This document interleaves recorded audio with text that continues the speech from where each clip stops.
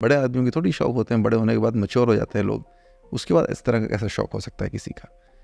किसी भी समझदार व्यक्ति का ऐसा शौक थोड़ी हो सकता है कि वो आईएएस बनने के बाद ऐसा नाचे गाए। ये कोई भी देखेगा तो क्या सोचेगा? जब आईएएस अधिकारी बने होंगे तो पिताजी तो बड़े गर्व में रहे होंगे, बिल्कुल, लड़का हमारा डीएम बन गया, बहू हमारी डीएम है। चौड़ में दुनिया, क्योंकि वो सामाजिक लोग होते थे, मेरे पिताजी हैं, वो बड़ा चौड़ में कहते थे, सब्जी खरीदने में जाए तो कहीं लड़का हमारा आज तक में एंकर है। टेलर के यहाँ गया, मुझे बड़ी वो लगी यार कहीं तो छोड़ दिया करो। आपके साथ भी होगा। लेकिन जब आपने कहा हमको गाने में एक्टिंग करने जाना है या डांस करते हुए नजर आ रहे हैं, तो आजकल के पिताजी लोग व्हाट्सएप बहुत चलाते हैं, दिन भर मोबाइल में कुछ नहीं आता, खाली स्क्रॉल किया करते हैं। तो बाद में उनका रिएक्शन क्या था? कि मॉम को फर्क नहीं पड़ा होगा, वाइफ को समझा लिया, वो अंडरस्टैंडिंग है, लेकिन आई एम श्योर पिताजी के रिएक्शंस रहे होंगे कि बाबू कहाँ जा रहे हो नाचने गाने, या हमारे दोस्त पूछेंगे हमसे। जैसे मेरे पिताजी की समस्या थी उनके दोस्त, तो घर में समझाना अलग था, उनके दोस्तों को लेकर लॉजिक देने मेरी हालत खराब हो गई। बिल्कुल, तो इसलिए मैंने पिताजी से पूछा ही नहीं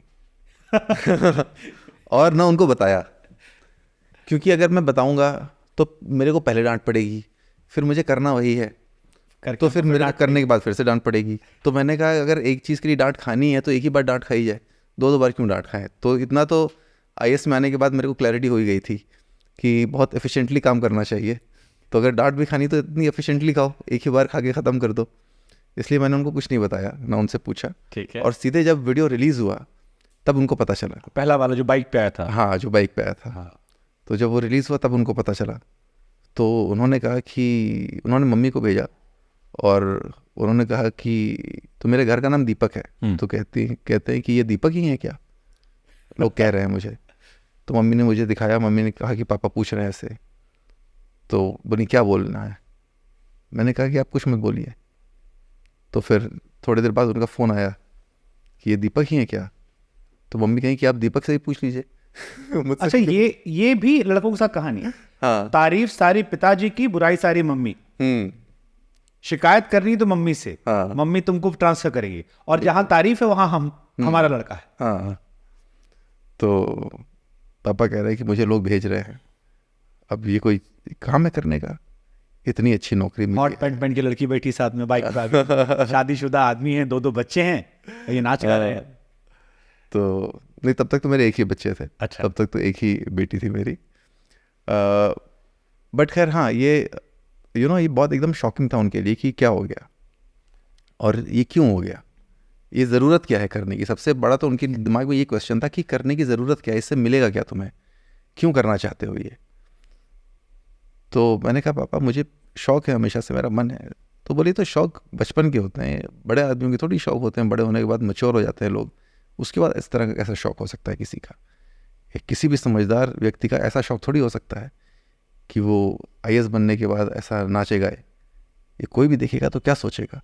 एक अधिकारी की छवि होती है और उसको कभी भी जनता ऐसा नहीं देखना पसंद करती, समाज ऐसे देखना नहीं पसंद करता। मैंने कहा कि क्यों ऐसा क्या वो गलत कर रहा है? ऐसा तो कुछ गलत कर नहीं रहा है, जब तक आप सब कुछ सही कर रहे हो तब तक क्यों नहीं समाज देखना पसंद करता? कहते नहीं ऐसा है। तो मैंने कहा तो ठीक है, ऐसा रहे, लेकिन मेरी भी ये इच्छा है, तो मैं अपनी इच्छा से तो ज़िंदगी जीऊँगा ही। ऐसा तो है नहीं कि कोई नहीं पसंद कर रहा है तो फिर मैं उसकी वजह से ज़िंदगी जीना छोड़ दूँ। तो वो थोड़ा हम लोगों के बीच में इस बात पे वो रही। फिर कितने दिन का टास्क चुकी?